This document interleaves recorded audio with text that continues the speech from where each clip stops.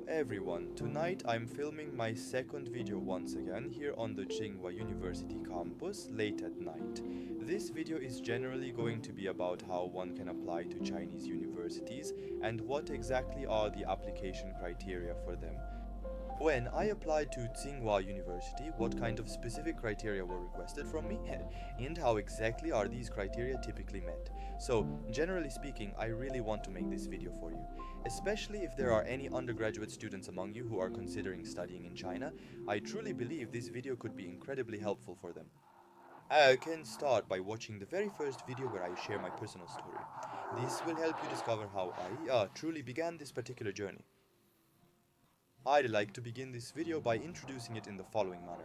It's not about my discovery of this university, as I already mentioned that in the very first video. Instead, it will be about how I actually came to learn the application criteria for this university. If you're going to ask me where I found out this information, no, it was not from their official website. And not because the website is in Chinese, because it actually does have an English version available from ChatGPT. My research from ChatGPT, particularly the deep investigations I conducted, provided me with some general information regarding Tsinghua University's application criteria. And besides that, I can also say that I already got a pretty good idea about applying to my own program, the Global Talents in Science and Engineering program, through the application guide itself. Of course, in the next video, I will be providing more detailed information about my own program. I won't go into much detail about this topic in this section. I'll just cover the application system, what the admission criteria are, and similar matters. I've repeated myself a lot, by the way. Let's get started right away. First and foremost, I'd like to make a very important point. Chinese universities in general tend to place a significant emphasis on academic criteria. Yes, I can articulate the key difference here in the following way. Of course, they also place importance on extracurricular activities. However, generally speaking, what they truly prioritize and focus on are what we refer to as academic statistics. This means your school grades and the scores you achieve from standardized exams like the SAT, IB or AP, or from your academic diplomas. I can say these are the criteria that are given more importance for universities of this type. However, I can't say that you'll definitely get in if you meet these well, because as I just mentioned, they also pay attention to your CV here, but it's a secondary consideration. And Tsinghua University was one of those institutions. I didn't just gain admission here solely based on my high school diploma or my SAT score. I was also asked for a personal statement, which I'll talk about now. What we call a personal statement is essentially a text explaining your motivation. It's not like a motivation letter, but rather a text from you generally, outlining your purpose in applying to this university, structured as a plan on how you can prove yourself worthy of it. Or a personal statement, I can say it's not an academic paper, but rather a type of writing, where you generally speak about yourself, your motivations, and demonstrate why you are a suitable candidate for this university. You will already encounter a very similar kind of personal statement when applying to universities in the United Kingdom. But I must emphasize this point, it's not like the main essays required by American universities. As I also pointed out in the first video, while the main essays in America are generally crafted from more personal, emotional narratives, the kind you'd easily grasp and relate to, these are not entirely academic. But I would say they are academic writings that possess a higher degree of formality. As I just mentioned, it's quite similar to a motivation letter. Even if it's not precisely the same, it's a piece of writing that resembles this. This is what they are asking for. Beyond this, there exists a specific system that we commonly refer to as international qualification. This particular system holds considerable importance.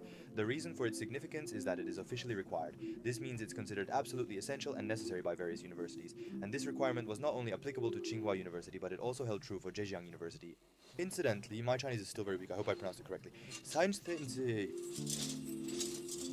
It applies to institutions like Peking University as well. What exactly is required by these kinds of universities? What is a qualification, specifically an international qualification? Let me clarify that for you first. What we refer to as an international qualification is essentially this. It's a means by which you can demonstrate your academic competence and skill, such as an examination or a diploma, that is recognized and accepted globally by international standards. Unfortunately, the MEB diploma you received is not accepted for this.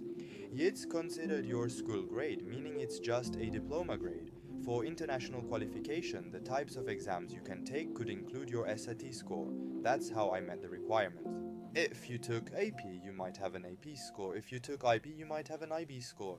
If you took O levels, you might have an A level score. Cause by meeting these, if any one of them already fulfills the international qualification, you can then include the other as an additional one.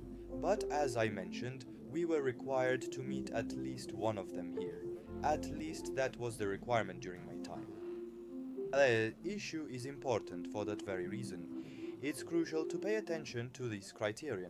Or beyond this, as I mentioned earlier, the higher your school diploma grade is, this isn't just true for China, but almost everywhere, from America to England and from England to other nations, including Asian countries. Everyone pays very close attention to their school grades, and that's why in high school, please, you should also really focus on your grades.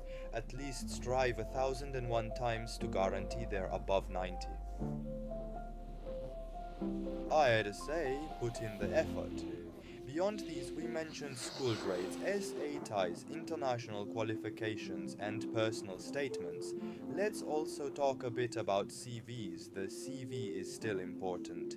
I mean, can you get in without a CV? I'm not too sure about that. Maybe you'll get in, but generally speaking, for the very best universities, you absolutely need to possess an acceptable CV. In this regard, when I was filling out Tsinghua University's application, I was already considering what kind of awards I had received and what accomplishments I had made for my CV. Those kinds of things were also requested from me. For your resume, you can follow a style similar to the American one. This means you can develop yourself to be worthy of awards. You can participate in competitions and do internships. You can also conduct research. You can develop projects and launch initiatives based on them. In my very first video, you might find some sources of inspiration from my own journey regarding this. I would also highly recommend that you watch that one. It's about how you can effectively improve and develop your CV. But concerning this specific topic, in one of my upcoming videos, I'll provide a much more detailed. I'm thinking of creating a video. We butchered Turkish again. Anyway, regarding CVs, even if not as much attention is paid as in America, I'd say it's a secondary concern here too. Well, we've already discussed all of these things, your CV, your academic diplomas, and other such documents. Now, there's another very important matter, and that is the recommendation letter. For the recommendation letters here, just as it is with universities in other countries, letters of recommendation are requested from your teachers, and for what's referred to as a counselor, I personally obtained mine from the assistant principal. I need a recommendation letter concerning your academic qualifications, whether it's for mathematics or physics. Shichevon Raimo. Since this is a quantitative program and you'll be applying in this specific field, it's essential that you obtain a recommendation letter from one of those teachers. This is quite important. The reason why this is so important, I can tell you, is that recommendation letters are actually a type of official document that truly supports your academic profile. They stand alongside other crucial elements like your personal statement and of course your CV. You meet this, I can say that the general criteria actually proceed this way. Tsinghua University also generally paid attention to this. İşte izahın eyes fan so. Now, let's turn our attention to some specific points. These specific points are actually the common requirements you'll find at these Chinese universities. For this reason, I strongly advise you to pay very close attention to these points. First of all, when you're applying for an English taught program, They won't require Chinese language proficiency from you. Therefore, you can be completely at ease concerning this, especially at Tsinghua. This is not desired. Don't worry about this. But this doesn't mean that once you're accepted here, if you're going to study in China, you should study English and not just Chinese. No, I'd say study Chinese first.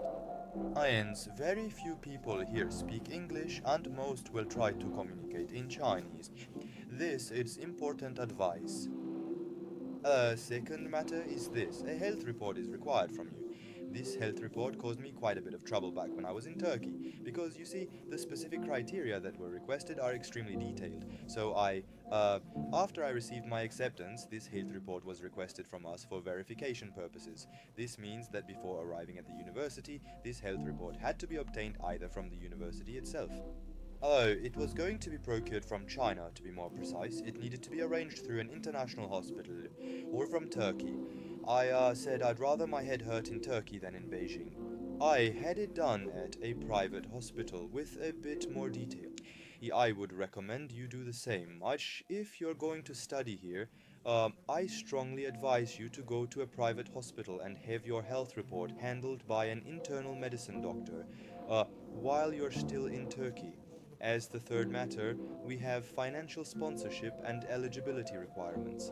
I'd like to bring up the scholarship topic here.